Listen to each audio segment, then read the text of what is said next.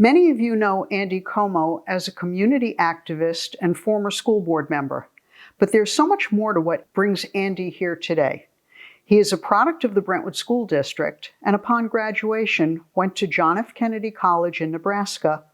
He did postgraduate work at LIU CW Post to get his teaching degree. He taught history, special education, and physical education. Andy enlisted in the Marines, but was honorably discharged due to a medical ailment.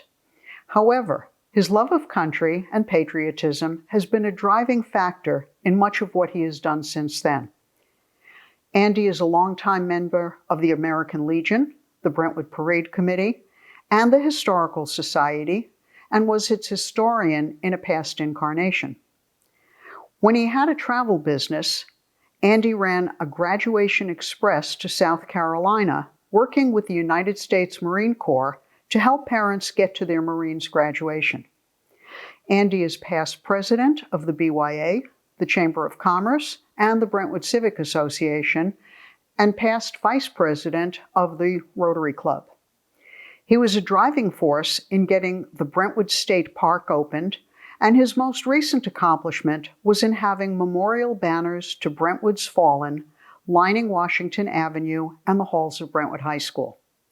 Today, Andy will share some of his memories of Brentwood's veterans while talking with our current historian, Peter Ward. So we are here today in the Brentwood Library History Room, and we just wanted to say good afternoon and thank you everybody for joining us for this meeting of the Brentwood Historical Society. And thank you to Andy Como for joining us to talk about Veterans Day. Andy has been a longtime pillar of the Brentwood community who has taken an interest and a lead on many issues throughout the years, and has also, above all else, become a supporter of and historian of our local veterans. Andy, can you please tell us a little bit about yourself and how you came to take an interest in our veterans? Well, as a veteran who is also a member of the Brentwood American Legion and a member of the Brentwood Parade Committee, I was very active in organizing the St. Patrick's Day and the Memorial Day Parade. It was naturally for me to be drawn in to our veterans who have given their life, but also the veterans in town. And tell us a little bit about Veterans Day. What year did it start? It started in 1938 as Armistice Day, to recognize the veterans who served in the Great War, World War I. The date that was picked was November 11th, because that was the date that was the day that the war ended. Mm-hmm. And we kind of celebrate November 11th at the 11th hour, the exact time that the ceasefire began. And it was also about peace, about world peace, right? About world peace, yes. Hoping that we would never have another war. You've done so much for veterans. Do you think that there's anything you'd suggest that our members in the Historical Society could do, or that the everyday person can do to honor our veterans? Well, a little more history on this, It was, I believe, around 1954 that it became a legal holiday, and it would not only recognize the men from World War I, the Great War, but recognizing all the men who died in all the conflicts that the United States was involved in. And they changed the name from Armistice to Veterans Day. So we would have a Memorial Day in May and a Veterans Day in November. This would honor everyone who wore the uniform of the United States. How would we help? How could we celebrate Veterans Day? Well, I would say that would start with basically just talking to our younger generations, telling them what it means, all right? Planning a family event maybe to recognize someone in their family, if they have someone who is in uniform, to recognize them and have those veterans basically tell stories about their time in the service, honoring maybe grandparents or great-grandparents who served in past wars and remembering them. Having a family kind of discussion. That would be great if people did that. It would be really wonderful. Yeah, we kind of gotten away from recognizing national holidays even in our schools. Okay? The school can play a very big part in this. The school can turn around, and we used to have civics where we would learn about different things that our country has done. And as a veteran and all the veterans who went to the aids of people throughout the world to help them try to receive the same kind of freedoms we have. So that, that's why we serve. And can you tell us some of the research you've done into the history of our local veterans? Well, I did more research on the veterans who were killed in action. All right, yeah. We've had 39 men who were killed in action from the Civil War to the present. We had 3 men who were killed in the Civil War, and 1 gentleman was killed in World War I, and that was Mr. Loeffler, who our American Legion post is named after.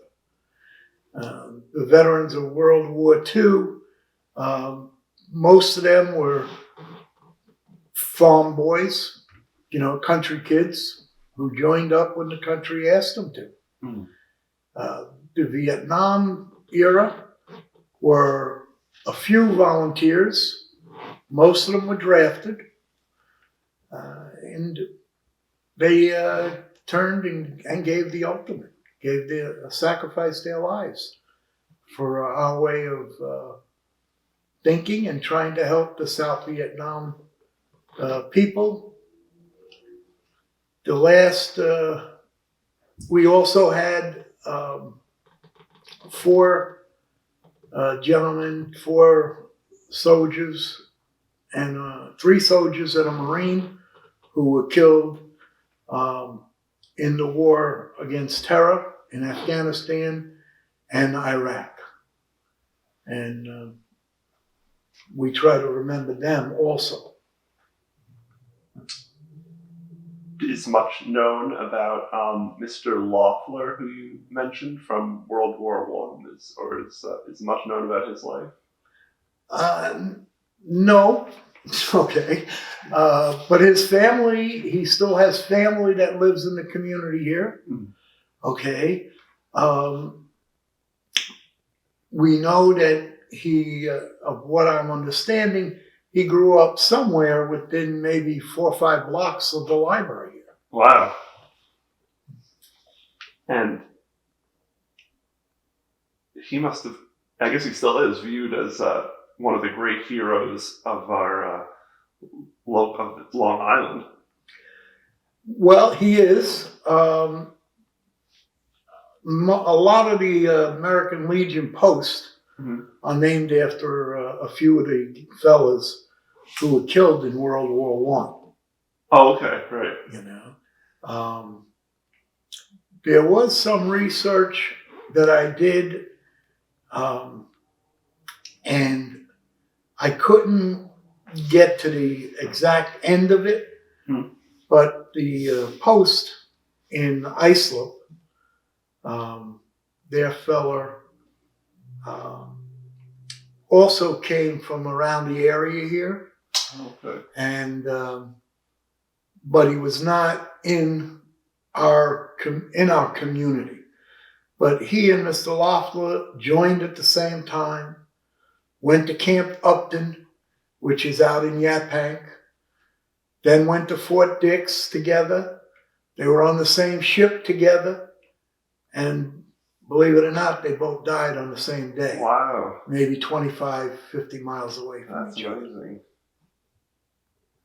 It's interesting that you mentioned that a lot of the posts are named after the World War I veterans, because we actually, like you said, had veterans from the Civil War, but that's kind of forgotten. It wasn't until World War I that the veterans were honored with Armistice Day and Veterans Day, like you said. Yes.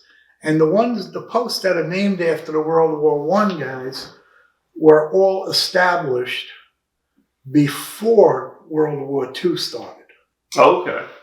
So that's why I believe the post names were named after those guys. That makes sense. And I know you had a story of local veterans that you had wanted to mention that had stuck in your mind. Well, two of them, both of them were graduates of Brentwood High School. All three of them were, okay? But two of them, Jerry Otto and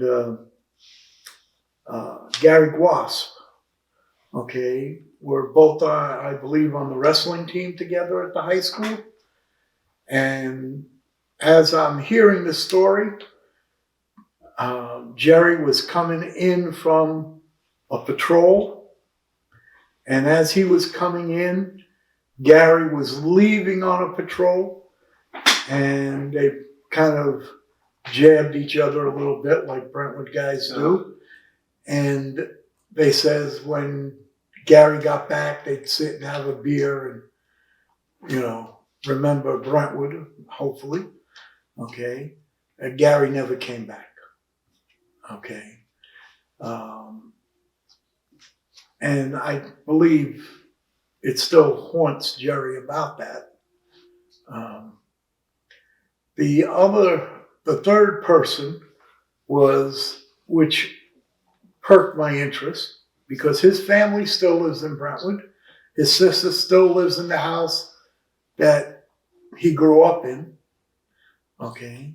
And he was on an aircraft carrier. And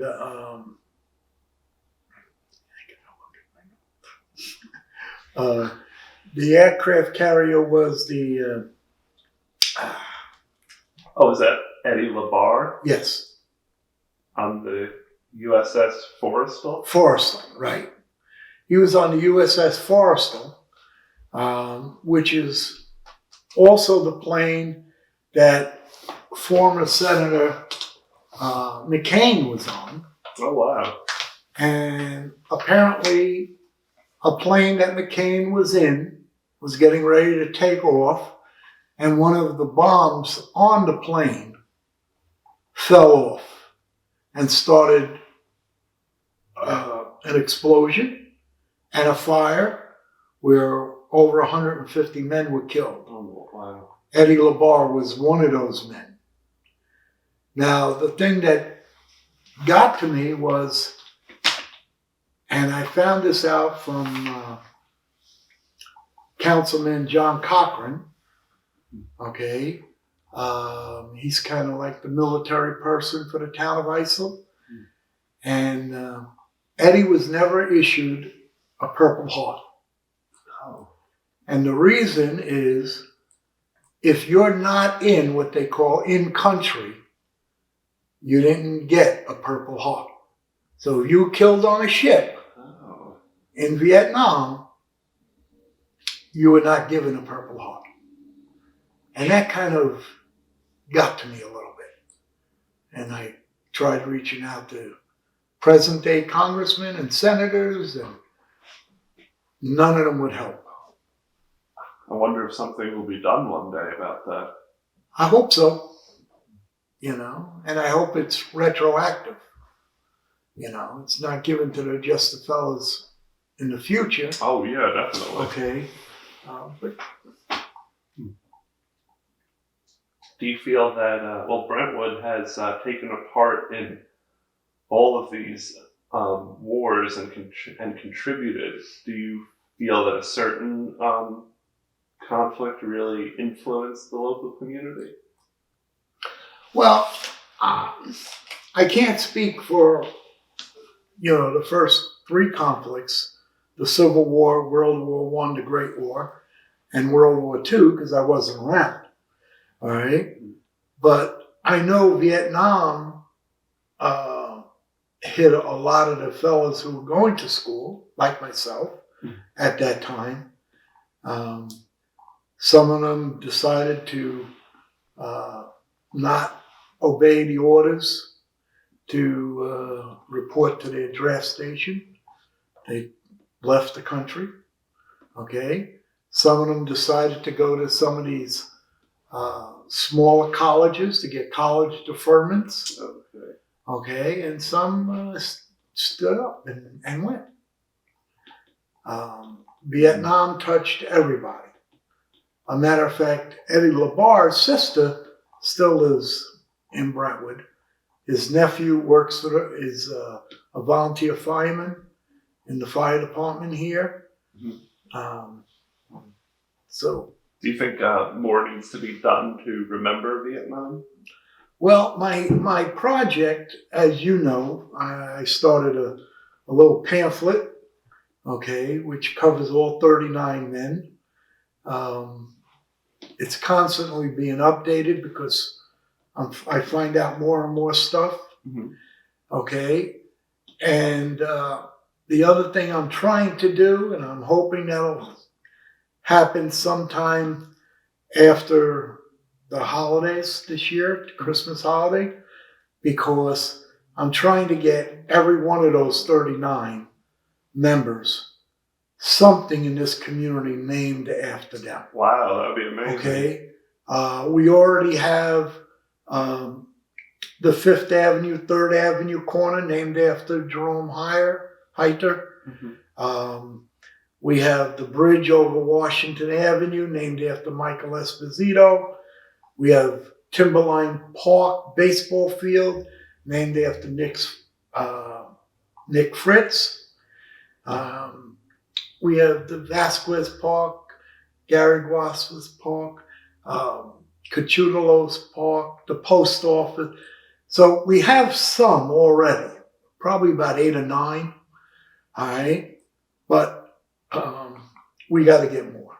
The only one from World War II that I know of is Morganwhack. All right. I believe it's 8th Street named after him, right by St. Anne's Church. Oh, yeah. 6th Street. 6th Street, yeah, is named after him by St. Anne's Church. That would be wonderful. That's where he grew up. Okay. Okay. We tried to get the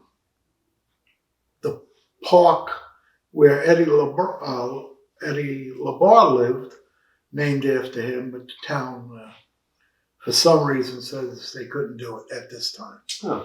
So, if you know me, you know I don't give up. Yeah, definitely.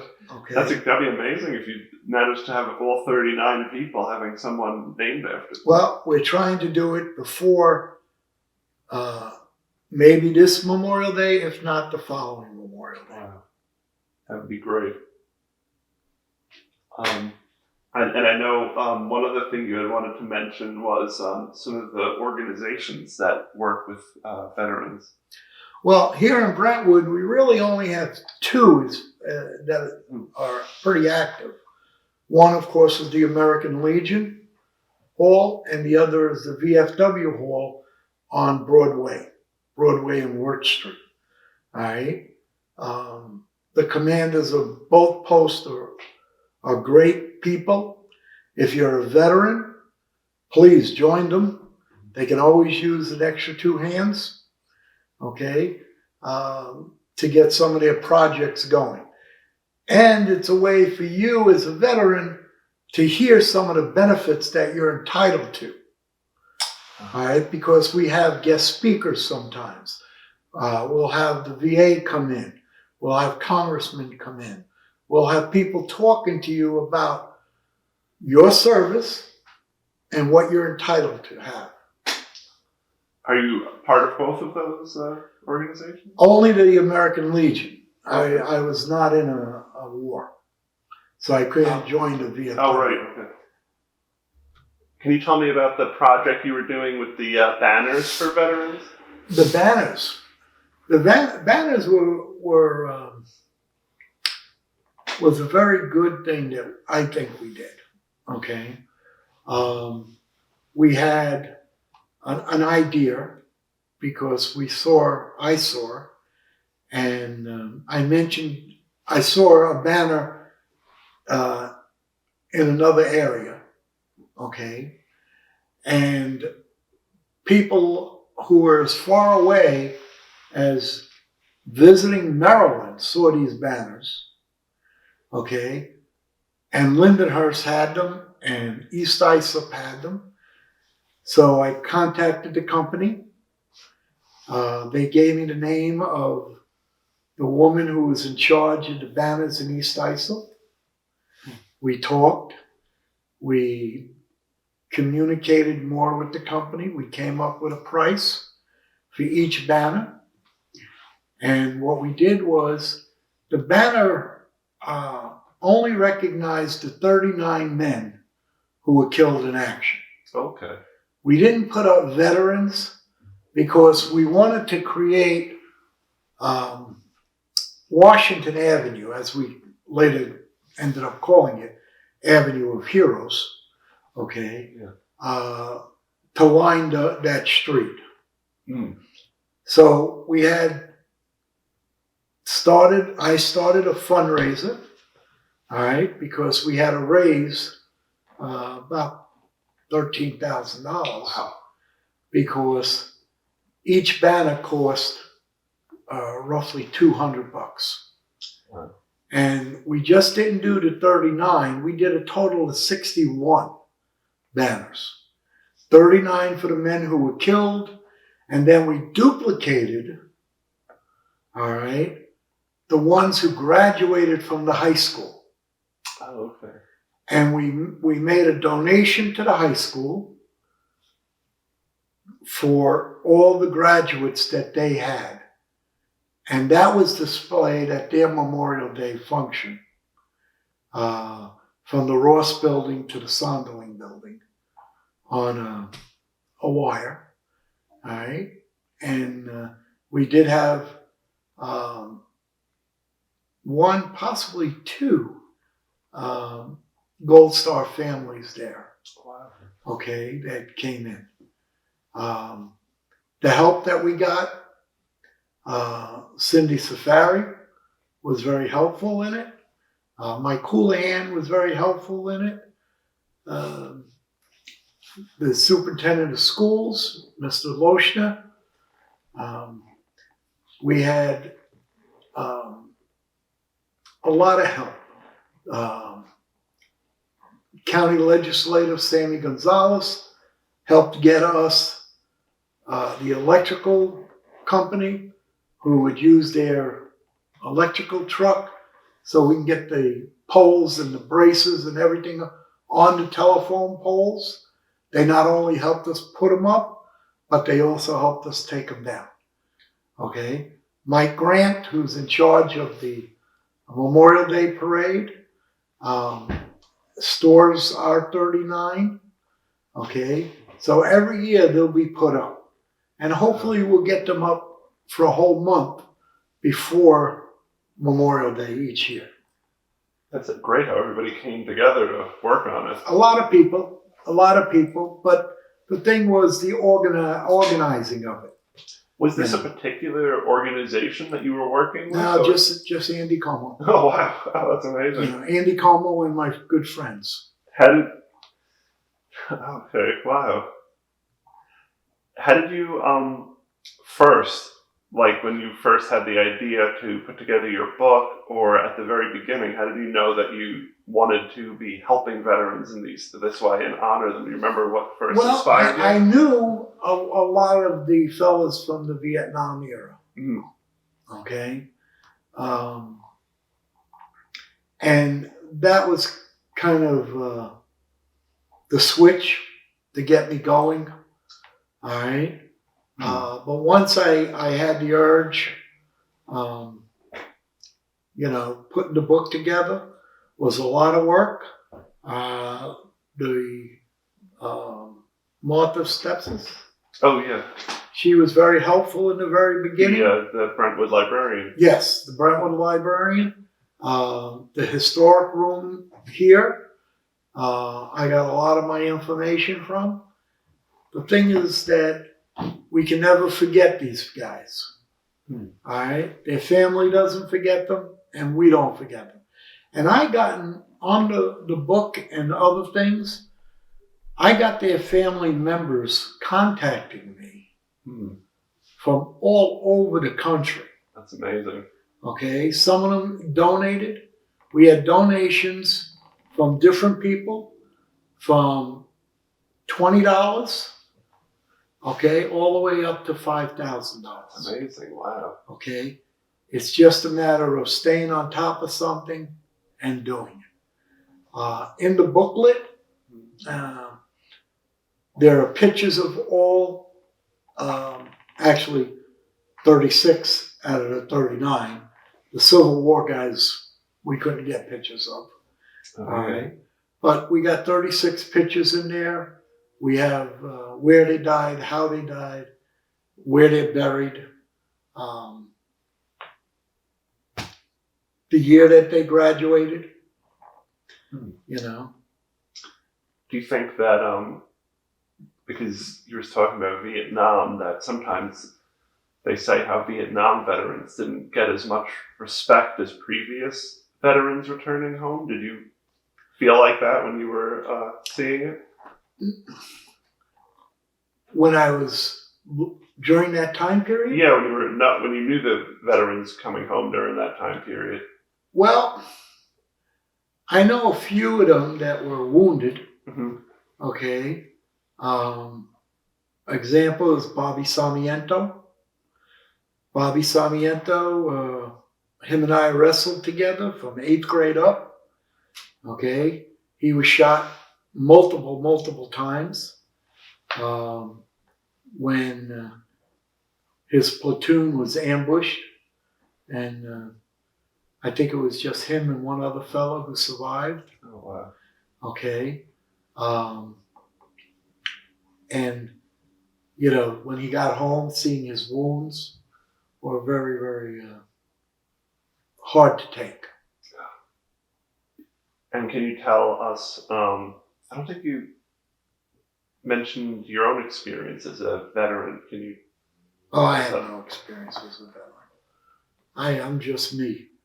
Were you, No. You didn't serve in the armed forces at all? Yes. Oh. The Marine Corps. Oh, okay.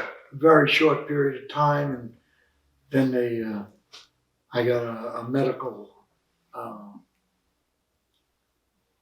release. You know what's interesting about the Civil War veterans? Like, I always thought that one George Baxter, who was the veteran who was killed in action in the Civil War, was well, all three were killed in action. Well, we never really found much information about him. I wonder if people will ever find out what his story was. It'll take a lot more research than I have, all right? Because I've called, every place in Washington, D.C. Henry Fish was in the United States Colored Army. Okay. All right, he's in the museum in Washington, the USCA. Okay, I believe wow. that's it, because he was in the Colored Force. Wow. That's amazing. Yeah. Our highest ranked guy Uh-huh. was Gary Gross. What was his rank? His rank was second lieutenant. Oh, okay. When did you, with the banners, when did you start doing that project? Well, we probably started about a year beforehand. What year were they put up? This past year was the first year. So 2020. 2020. So we probably started 2019, Okay. you know. But we had a deadline that we had to have our donations in by a certain time. There was a point where we were very short, and we were going to make tough decisions. But then we got a good sized sponsor, and it kind of took care of everything. Are you thinking of doing anything differently with it this year? Oh boy, with the banners? Yeah. Not really. That's good that you're going to have them again. Yeah, well, that's why we take them down. Some people want to keep them up the whole year. Oh, yeah, right. And we said, why use them in the middle of the winter when the weather and everything can really destroy them? So we said, we'll take them down, and Michael stored them, and we'll go from there. And you also said you want to publish the book commemorating the That 39. I know you think I'm a pain in the neck, all right, but that I'm gonna see if we can get it for this Memorial Day. Yeah. So we'll have not only the banners, but we'll have the Memorial Day booklet out, and we see where we can go. There are Great. people that would like to get a banner for their veteran or their hometown hero, Okay. which could be a policeman or a fireman or, but, it takes a lot of work. In our 39 guys, all right, we do have 3 men who were killed on 9/11. Who were Brentwood graduates. And as I told some of my better friends, the minute the plane hit the towers, we were at war. So they died in battle. They might have died as a fireman or as a worker sitting at his desk, and he was killed as collateral damage. So I added those 3 because they were 3 Brentwood boys, who had no idea they were not coming back that day. That makes sense, though. That's a good reason to include people. Do you think that if people want to add banners, like you said, they want to have a hometown hero, do you think you're going to do that? Well, I'll help them. Okay. But the thing is, we want to keep Washington Avenue as our avenue of heroes. Okay, right. If you want to put it on the telephone pole by your home, that's fine. You want to put it in your store, that's fine. But we don't want to dilute the process of the men who gave their lives. Because you can get a banner with you on it, Peter. Oh, no. I'll have to sound of that. Well, you don't have to be dead, is what I'm saying. Oh, okay. All right, that's a relief. I wonder if, do you think that there's anything like with recording their stories or anything that you'd like to see veterans do? Well, That's why I said before that the family members have got to talk to the youngsters. They got to turn around and say, hey,